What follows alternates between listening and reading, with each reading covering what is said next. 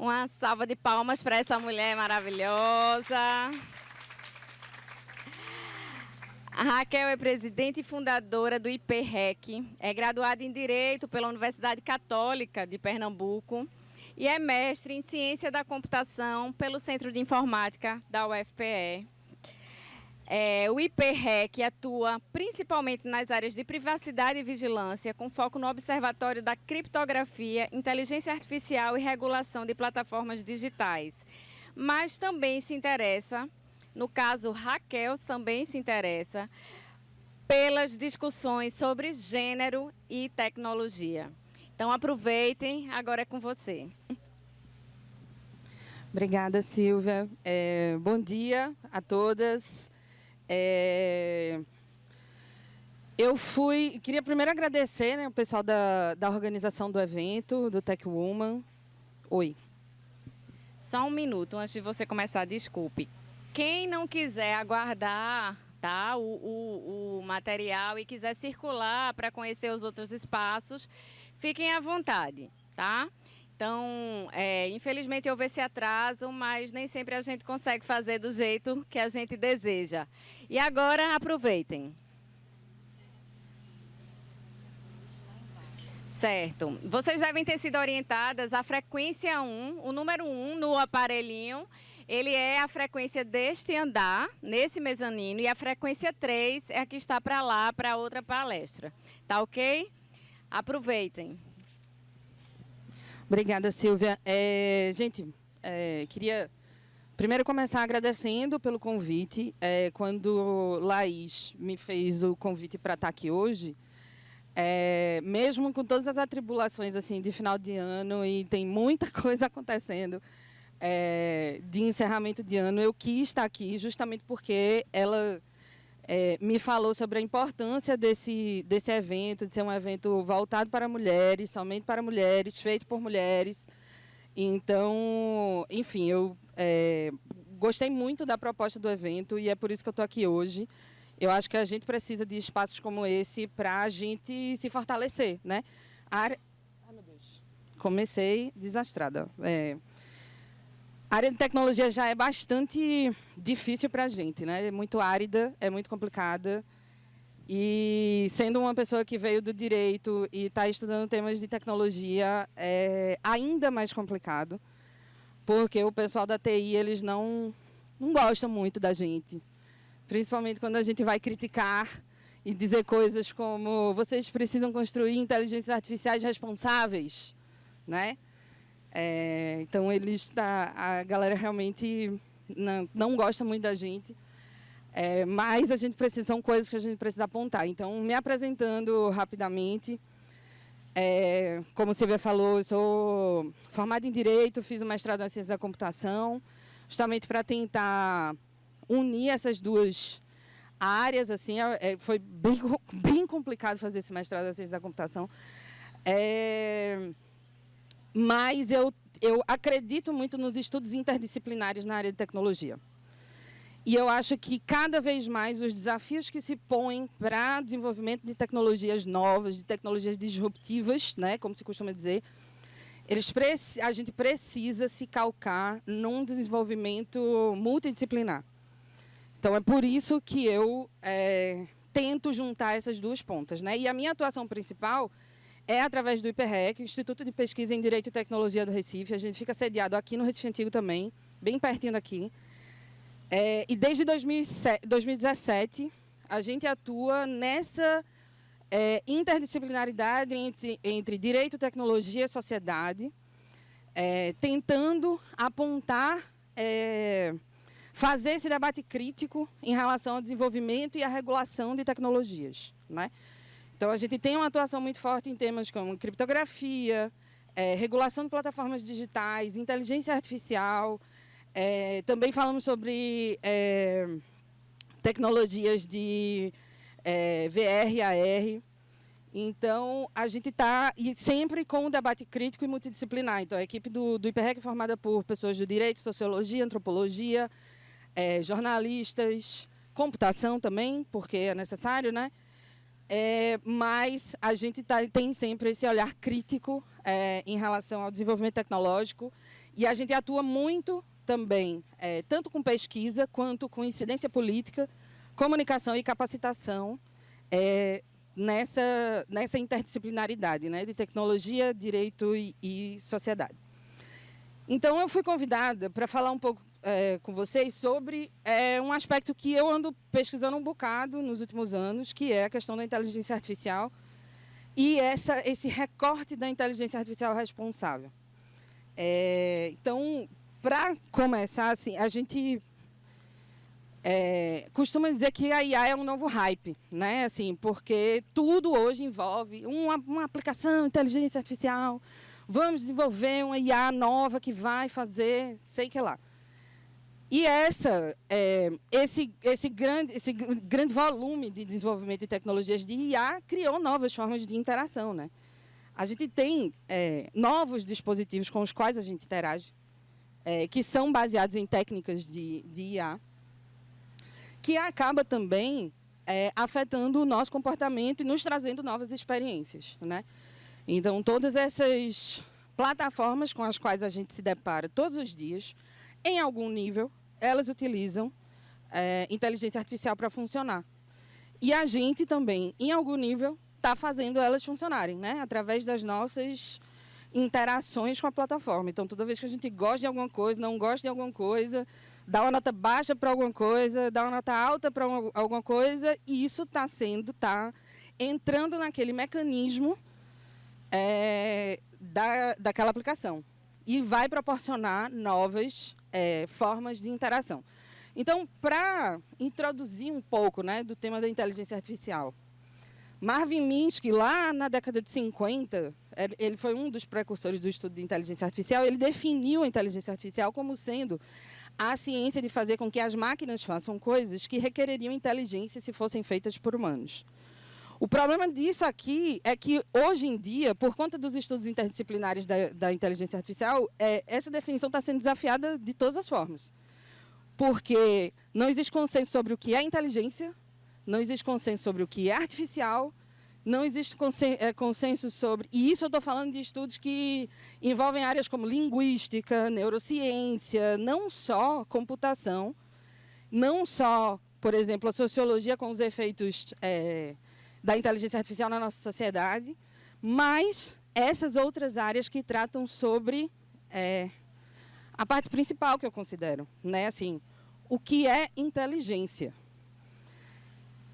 A gente poderia falar horas aqui sobre o que é inteligência, sobre as mais diversas perspectivas. Mas, enfim, só para dizer a vocês que isso aqui era uma definição lá do início do desenvolvimento da inteligência artificial. Era uma primeira definição, né? Daí veio depois Alan Turing, com esse artigo que ele... Computing Machinery and Intelligence, que ele propõe essa questão. As máquinas podem pensar. E aí, ele criou o que se chama de jogo da imitação, ou teste de Turing, em que 3 partes, um homem, uma mulher, um interrogador, que pode ser de qualquer gênero. Ao final, o interrogador deve determinar quem é o homem e quem é a mulher do jogo, através de perguntas que serão respondidas por ambos de forma escrita para que a voz não interfira no jogo. Mais adiante, ele questiona o que é que aconteceria se uma máquina substituísse uma dessas partes que está respondendo as perguntas. Seria possível determinar quem é humano e quem é a máquina? O interrogador erraria a resposta da mesma frequência e ele erraria se o humano estivesse jogando? Segundo ele, essas perguntas podem substituir aquela primeira sobre se as máquinas podem pensar. Então, ele propôs esse teste também lá no começo do desenvolvimento das aplicações, dos estudos de inteligência artificial, né? Essa questão do que máquinas podem pensar. E, de novo, isso seria desafiado hoje com o que é o pensar. Como é que será que a gente de fato consegue reproduzir o pensamento humano numa máquina, né? E como seria isso feito? Tudo isso são desafios que estão sendo postos por pesquisas, como eu falei, nas mais diversas áreas, né?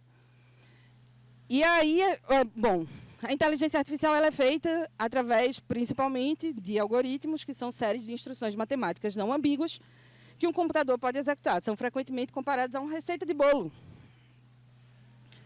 Aqueça o forno a 180 graus, unte uma forma redonda, numa taça, bata. 75 gramas de manteiga, 250 gramas de açúcar. Eu não sei se esse bolo ficaria bom não, porque eu não sei cozinhar. Mas, enfim, seria mais ou menos isso aqui. Que o computador, né, de forma bem básica, que o computador vai lá responder. E os algoritmos de inteligência artificial, eles aprendem com dados, né? Eles melhoram a sua eficiência aprendendo com dados anteriores relativos à mesma tarefa.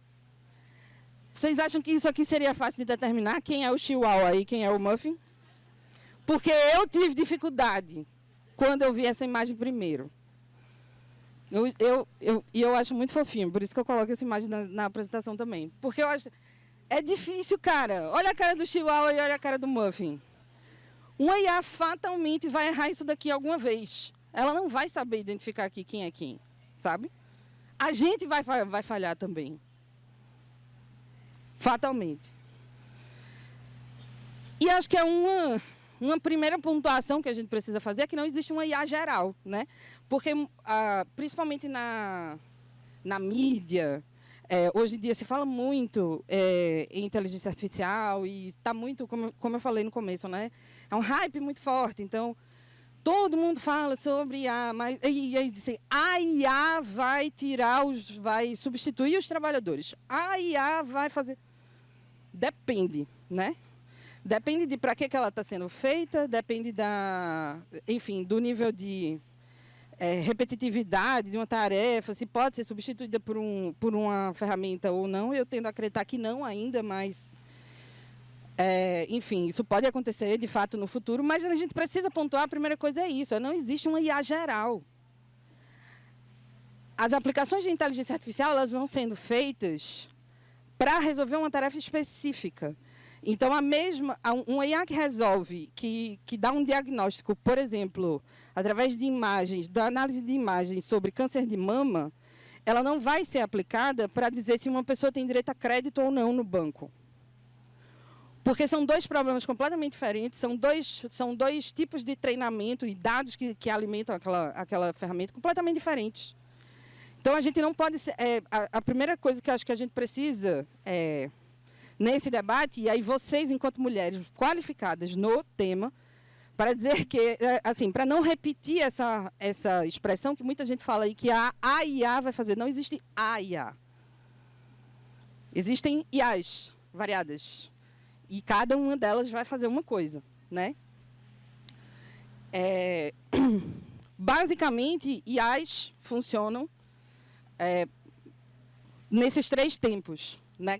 Um primeiro tempo que é a coleta e conservação de uma quantidade massiva de dados não classificados, que vem de fontes diversas, e aí vão se construindo, né, aqueles armazéns de dados. Depois, esses dados eles são processados e, através deles, se produz conhecimento, né? Um tratamento automatizado vai fazer emergir relações entre esses dados. E depois, o uso de probabilidade e estatística para antecipar comportamentos e, talvez, associar perfis, né? A depender do objetivo. Então, basicamente, IAs funcionam dessa forma, podendo variar de acordo, obviamente, com a aplicação para a qual ela está sendo feita. E outro ponto que eu gosto de enfatizar também é isso aqui, probabilidade estatística. IAs funcionam com base em probabilidades. Principalmente quando a gente está falando, isso é um desafio muito da minha área, assim, de origem, né, o direito, e quando a gente vai falar, por exemplo, com formuladores de políticas públicas. Ah, tá. Não, é porque eu estou tentando não ficar na frente dos slides, assim, aí está sendo bem difícil. Obrigada. Mas quando a gente está falando, principalmente com formuladores de políticas públicas, e com pessoas que não entendem do funcionamento de inteligência artificial, elas tendem a achar que a resposta que a inteligência artificial dá para alguma pergunta que a gente faz é definitiva. E aí eu costumo dizer e enfatizar isso, ela dá uma resposta com base em probabilidade. A gente nunca pode tratar a inteligência artificial como o suprassumo da sabedoria, né, ChatGPT? Não, sabe? é probabilidade e é estatística, o que significa que ela vai errar muitas vezes também. E aí depois a gente vai entrar aqui nos erros, né, que ela comete. Mas ela vai errar muitas vezes. E a gente não pode dizer que ela está 100% certa ou não pode tratar as respostas como sendo definitivas. Principalmente quando a gente está, por exemplo, enfim, tem aplicações que determinam quantos anos de condenação uma pessoa vai receber num tribunal. E aí o juiz, que não entende nada disso, se a IA está dizendo que através daqueles dados ali, que tá alimentando aquele sistema, o cara tem que pagar 30 anos de cadeia, ele não vai fazer uma análise para realmente dizer, deixa eu verificar aqui para ver se realmente ele merece 30 anos de cadeia. Não, ele vai simplesmente dizer, não, mas foi o sistema que me disse que ele vai, o sistema que me disse que ele tem que ter 30 anos de cadeia, então eu vou condenar ele a 30 anos de cadeia. E não pode ser assim. Simplesmente não pode. Histórias sobre ChatGPT, não sei, acho que vocês já viram isso, mas ChatGPT inventando referências. Quando a gente pede para ele, né, me mostre artigos sobre um determinado tema, e ele vai lá e joga um monte de artigo lá. Muitas histórias que aquilo ali, ele inventa referências. Por que ele inventa referências? Porque ele saca probabilidades entre eu escrever um texto junto com ela, porque a gente já escreveu muito sobre IA, eu já escrevi muito sobre IA, ela já escreveu muito sobre IA e sobre temas, por exemplo, IA responsável. E aí ele junta nós duas como se a gente tivesse escrito um artigo. Não existe. Porque é probabilidade, sabe? E a gente precisa internalizar essas coisas, ou então a gente cai na falácia de que o ChatGPT sabe de tudo, e ele não sabe de tudo. E a gente precisa tratar aquelas respostas que ele dá como probabilidade. E checar todas as fontes, pelo amor de Deus, né? E aí, pronto, entrando nos problemas da IA. Vários autores começaram a estudar o que se chama de vieses, né? Ou bias, em inglês. Que são opacidade, decisões discriminatórias, o technological redlining, como disse Safia Modjanoble, ou opinião embutida em matemática, como Cathy O'Neil falou. Há escolhas éticas em cada um dos algoritmos que construímos, porque é isso. Toda vez que uma empresa ou alguém, um desenvolvedor, resolve desenvolver um algoritmo daquela forma, existe uma escolha. Se ele resolve usar uma base de dados que está desbalanceada para treinar, foi uma escolha. Então, há escolhas éticas em cada um dos algoritmos que se constrói. E há, consequentemente, uma responsabilidade com o resultado que aquela aplicação vai dar depois, né? E Frank Pasquale, isso aqui eu trouxe assim, 3 de 300 que existem, que estão estudando esses problemas da inteligência artificial. Frank Pasquale falou que as complicações e aferir justiça e viés são resultado da opacidade mantida pelos stakeholders envolvidos. Por quê? Porque muito também se dá uma desculpa, a gente diz assim, mas precisa ter transparência, e aí eles dão, mas é a propriedade intelectual e o segredo de negócio, e tchananã. E aí a gente cai nessa armadilha e, por conta disso, não existe nenhum nível de transparência nesse desenvolvimento e nos resultados que eles causam. Aqui um outro exemplo, que um banco de dados chamado ImagiNet, que é usado para fazer treinamento de dados, eles dizem que 45% dos dados usados, 45% de dados do ImagiNet vem dos Estados Unidos, cuja população corresponde a 4% da população mundial. China e Índia, que juntas têm 36% da população do mundo, contribuem apenas com 3% do ImagiNet. Então, olha a falta de equilíbrio. Aí você vai treinar um negócio para reconhecer rostos de pessoas e, obviamente, ele vai dar um viés em relação a pessoas asiáticas. Obviamente. Do mesmo jeito que dá um viés em relação a pessoas negras. Porque a concentração de pessoas negras também nesses bancos não é muito alta. Então, daí, existe um efeito, né, social muito difícil de se conviver, inclusive. Como é que a gente tenta resolver isso? Algumas opções, algumas só, que aparecem nas pesquisas. Transparência, que pode ser em relação ao código, a lógica, o modelo, objetivos, variáveis de decisão ou qualquer aspecto crucial ao funcionamento do algoritmo. É lógico que a gente não está dizendo, precisa ter transparência para prejudicar o trabalho de alguém. Não, para prejudicar uma empresa ou para infringir direitos de propriedade intelectual ou segredos de negócio. Lógico que não, mas algum nível de transparência precisa existir. Algum nível. Não precisa entregar o seu segredo todo e dizer, está aqui como é que funciona, minha operação toda, aberta para todo mundo ver. Não precisa.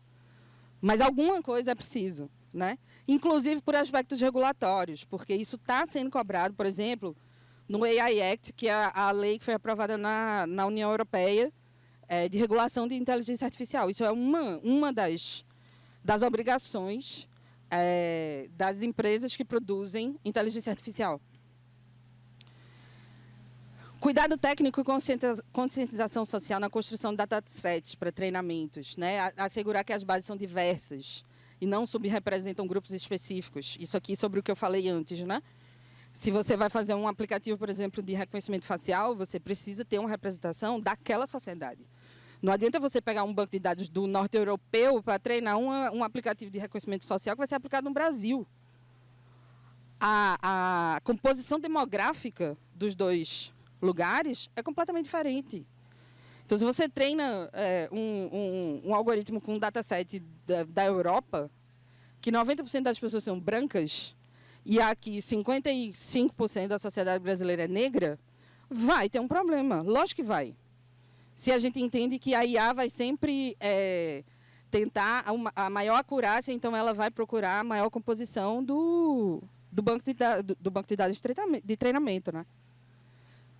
E aí, uma outra coisa também sobre banco de dados, bases de dados, é que elas têm informações sobre como esses dados foram coletados, sobre localização, gênero, etnia e outras informações demográficas, para que justamente outras pessoas que forem acessar tenham um pouco mais de facilidade de fazer essa adequação.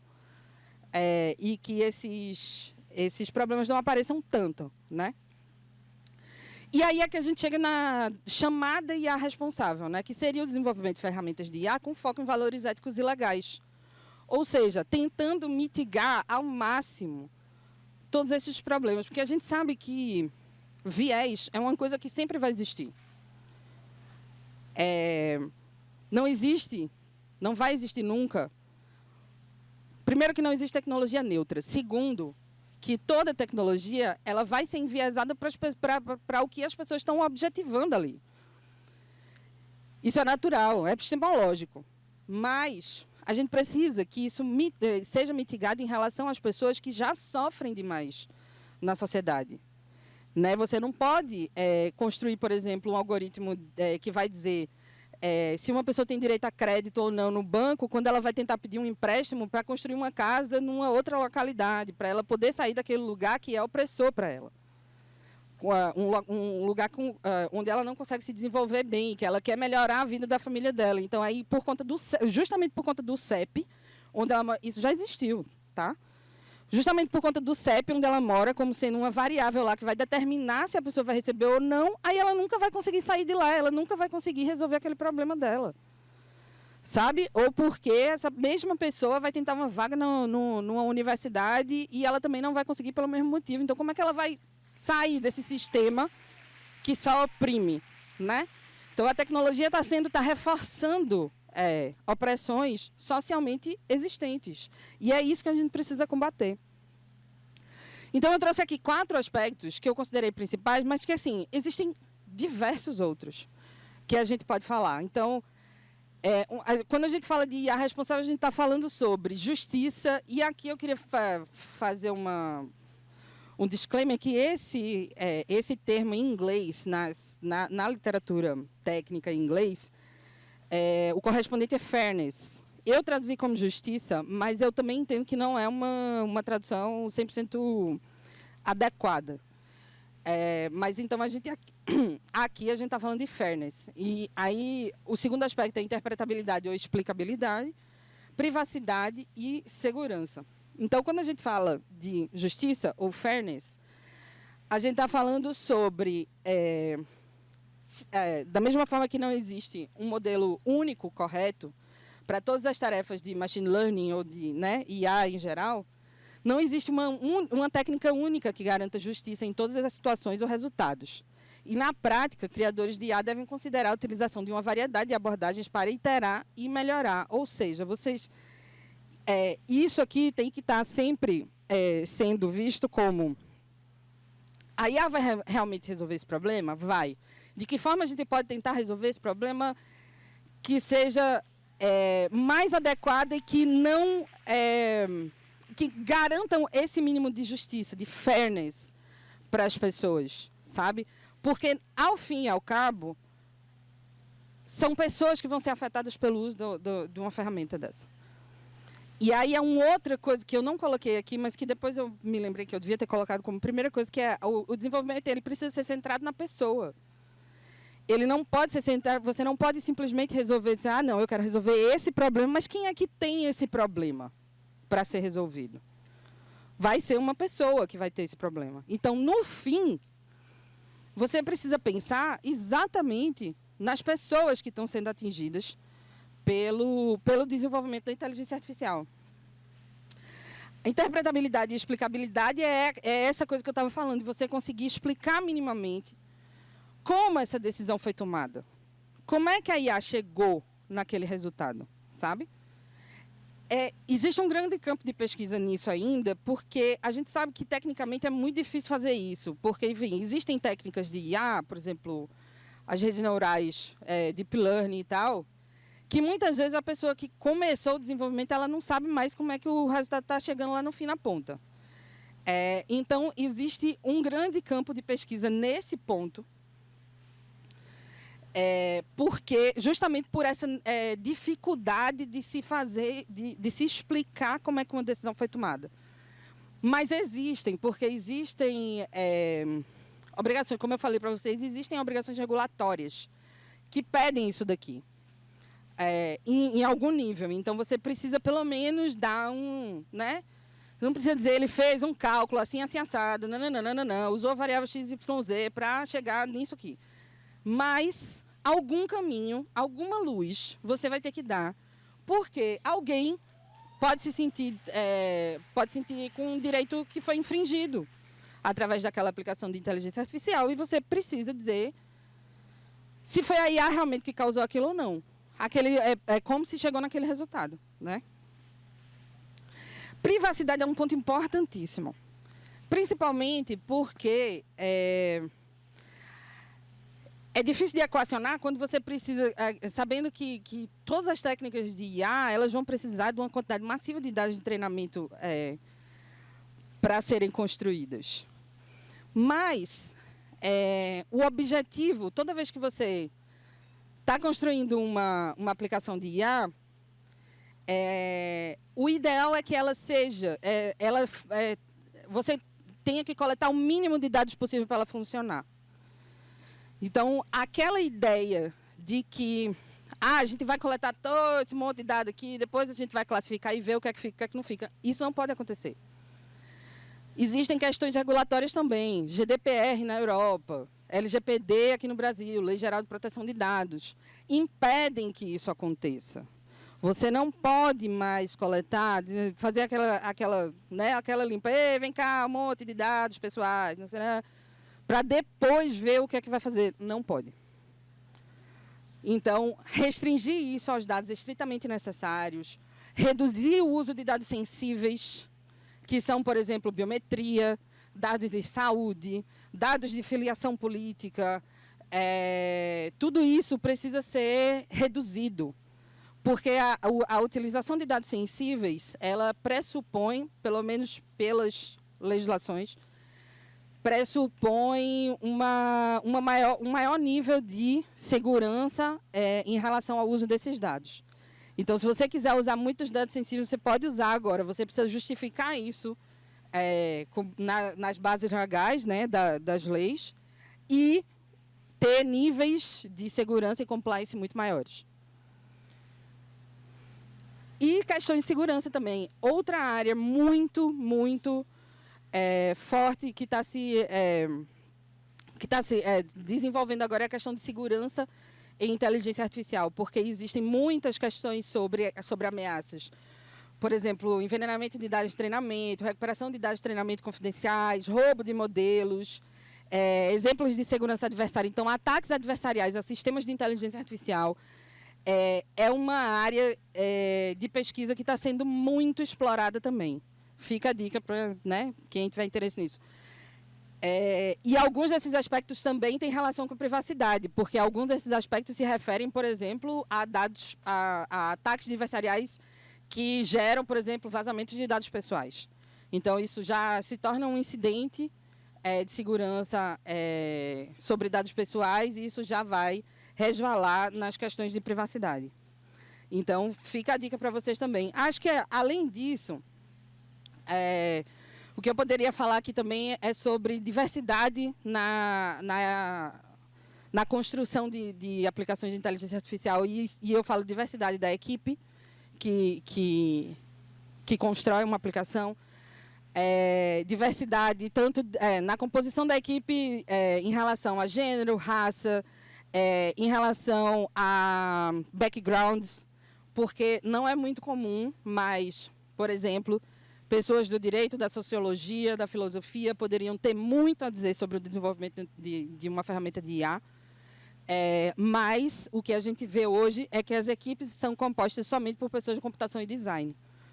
Então, essa diversidade precisa ser ampliada. Também a diversidade, a multidisciplinaridade que eu falei no começo, né? Isso precisa ser muito aplicado aqui também, para que esses outros aspectos, essas outras visões, elas estejam presentes desde a concepção do projeto. Porque não adianta chegar lá no final e você dizer, ah, não, mas essa aplicação aqui discrimina contra negros. E aí não tinha nenhum negro na equipe que pudesse fazer esse teste antes, né? Se vocês ainda não assistiram, tem um documentário muito bom na Netflix que chama Coded Bias, que fala justamente sobre uma pesquisadora, que eu até coloquei uma referência dela aqui em algum lugar, Joy Buolamwini, que ela fala sobre reconhecimento facial e como ela descobriu um viés. Ela é uma pesquisadora negra e como ela descobriu um viés num projeto em que ela estava. Que a aplicação não reconhecia o rosto dela mesma. Então, aí ela não reconhecia o rosto dela porque ela era uma pessoa negra, ela pegou uma máscara de plástico, uma máscara branca assim, de plástico, botou no rosto e a aplicação reconheceu como o rosto de uma pessoa. Então, assim, isso é um viés horroroso, que não poderia acontecer de jeito nenhum. Mas, e aí ela, por conta disso, ela começou a estudar todos esses problemas, enfim. É uma mulher excelente, tem publicações, muitas, que vale a pena pegar para quem tiver interesse. Aí eu trouxe, só para finalizar, o caso do reconhecimento facial como sendo uma aplicação dessa que é problemática, hoje em dia, porque a gente não tem... no estado atual, no estado da arte atual dos algoritmos de reconhecimento facial, existe. E aí eu peguei uma publicação da própria Joy com a Timothy Gebro, que também é uma outra pesquisadora sensacional da área, e que eles falam que as mulheres de pele mais escura são o grupo mais mal classificado, com taxa de erro de até 34,7%. A taxa de erro máxima para homens de pele mais clara é 0,8%. Então, isso aqui... E aí, hoje, a gente tem uma massificação do uso de reconhecimento facial, que, inclusive, o próprio IPREC está fazendo uma campanha aqui em Recife pelo banimento do uso de reconhecimento facial na segurança pública, pela grande quantidade de problemas que vem acontecendo com o uso dessa tecnologia. Aqui em Recife, houve uma tentativa da Prefeitura do Recife de instalar câmeras de reconhecimento facial em relógios digitais pela cidade. E a gente começou uma campanha muito, muito forte em relação a isso. O Ministério Público resolveu agir também. Na próxima semana vai ter uma audiência pública no Ministério Público, na próxima terça-feira, na Defensoria Pública do Estado, quem quiser, quem tiver interesse em participar, aberto, obviamente. às 9 da manhã na Defensoria Pública. Porque a gente não quer que isso seja aplicado, porque, enfim, no estado atual das coisas, está trazendo muito mais prejuízo do que benefício para a sociedade. E aqui é uma campanha nacional também, da qual o IPREC faz parte, que é o Tire Meu Rosto da Sua Mira, que tenta fazer isso também de forma nacional e tem atuado em questões, por exemplo, do Smart Sampa, lá em São Paulo, que é o do metrô, a tentativa de instalação dessas câmeras também no metrô de São Paulo, e em diversas outras cidades. Um pouco sobre também regulação de inteligência artificial. Existem projetos de lei em andamento no Senado e na Câmara. Esse daqui foi aprovado na Câmara no ano 2021, mas ele é um projeto horroroso, que é somente uma carta de princípios, não tem segurança jurídica nenhuma para as empresas e muito menos para a gente que vai ser afetado pelo uso dessas tecnologias. E aí uma comissão de juristas criou esse outro projeto, que é o 2338, que está no Senado, e tem uma sequência de audiências públicas acontecendo também em relação a ele, que é um texto um pouco mais equilibrado. Ele tem problemas ainda, lógico, mas é um texto um pouco mais equilibrado, com abordagens baseadas em riscos e em direitos, mas que ainda merece alguns ajustes para incorporar questões como discriminações, exclusão econômica e exclusão informacional. Era isso que eu tinha para falar com vocês hoje. Espero que tenham gostado. Eu fico à disposição para perguntas. Muito obrigada.